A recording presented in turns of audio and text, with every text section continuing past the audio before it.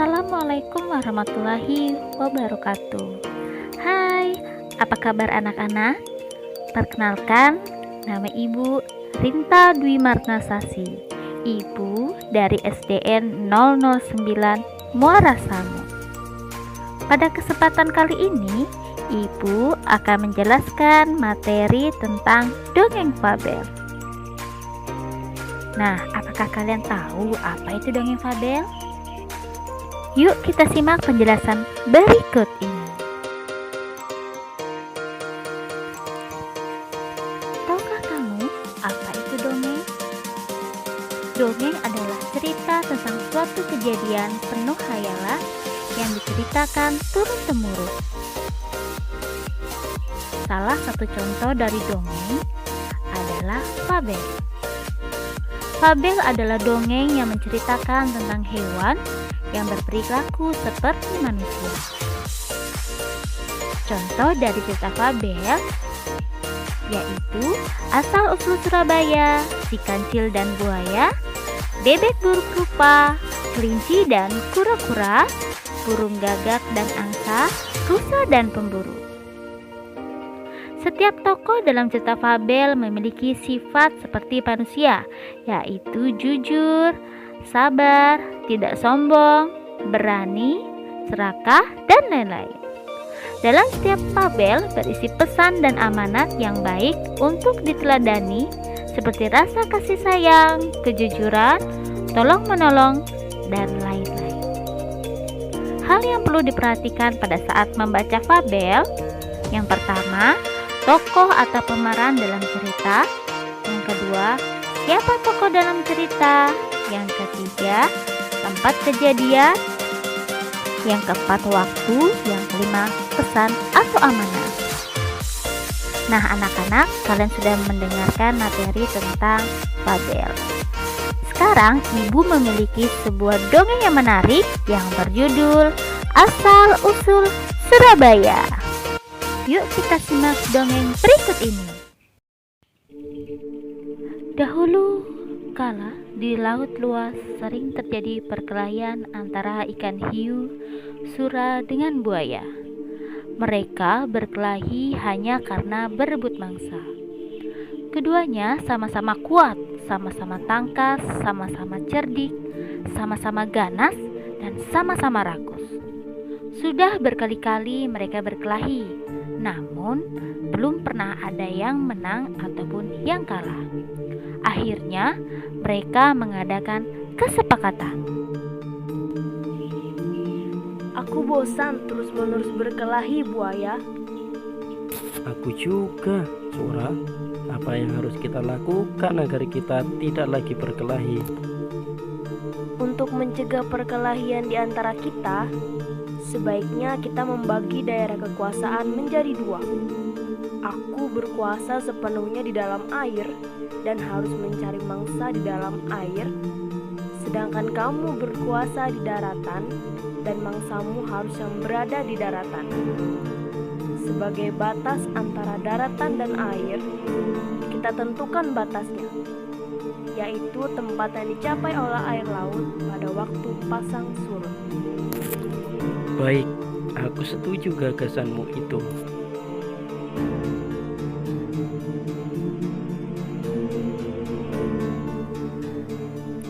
Dengan adanya pembagian wilayah kekuasaan, maka tidak ada lagi perkelahian antara sura dan buaya.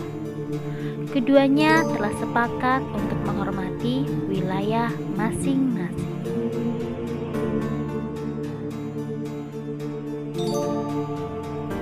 Namun, pada suatu hari, ikan hiu sura mencari mangsa di sungai. Hal ini dilakukan dengan sembunyi-sembunyi agar buaya tidak mengetahui. Mula-mula hal ini memang tidak ketahuan.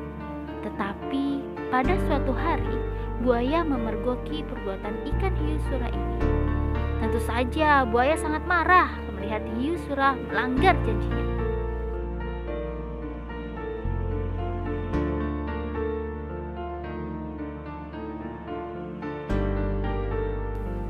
Hai Sura, mengapa kamu melanggar peraturan yang telah kita sepakati berdua? Mengapa kamu berani memasuki sungai yang merupakan wilayah kekuasaanku? Aku melanggar kesepakatan. Bukankah sungai ini berair? Bukankah aku sudah bilang bahwa aku adalah penguasa di air? Apa? Sungai itu tempatnya di darat, sedangkan daerah kekuasaanmu ada di laut. Berarti sungai itu adalah daerah kekuasaanku. Tidak bisa.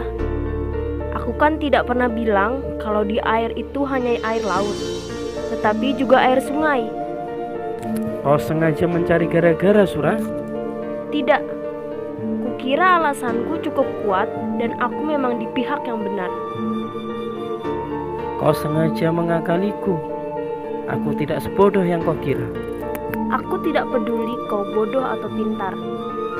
Yang penting, air sungai dan air laut adalah kekuasaanku. Karena tidak ada yang mau mengalah, maka pertempuran sengit antara ikan hiu Surah dan buaya terjadi lagi. Pertarungan kali ini semakin seru dan dahsyat.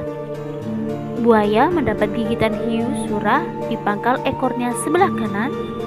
Selanjutnya, ekornya itu terpaksa selalu membengkok ke kiri.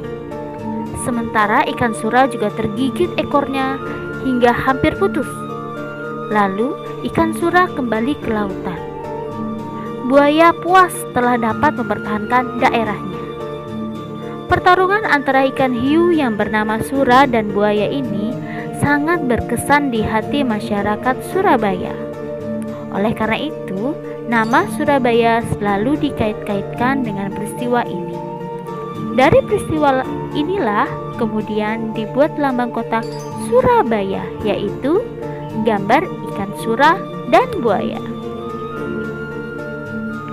Nah, tadi kita sudah menyaksikan contoh dongeng fabel asal-usul Surabaya.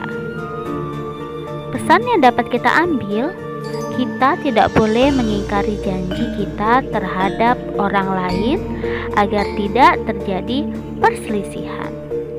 Bagaimana anak-anak? Seru bukan? Nah, selain dongeng fabel tadi, masih banyak cerita dongeng fabel lainnya. Ibu berpesan agar anak-anak di rumah jangan lupa membaca cerita dongeng lainnya. Ibu akhiri, wabillahi taufiq wal hidayah. Wassalamualaikum warahmatullahi wabarakatuh. Sampai jumpa. Dadah.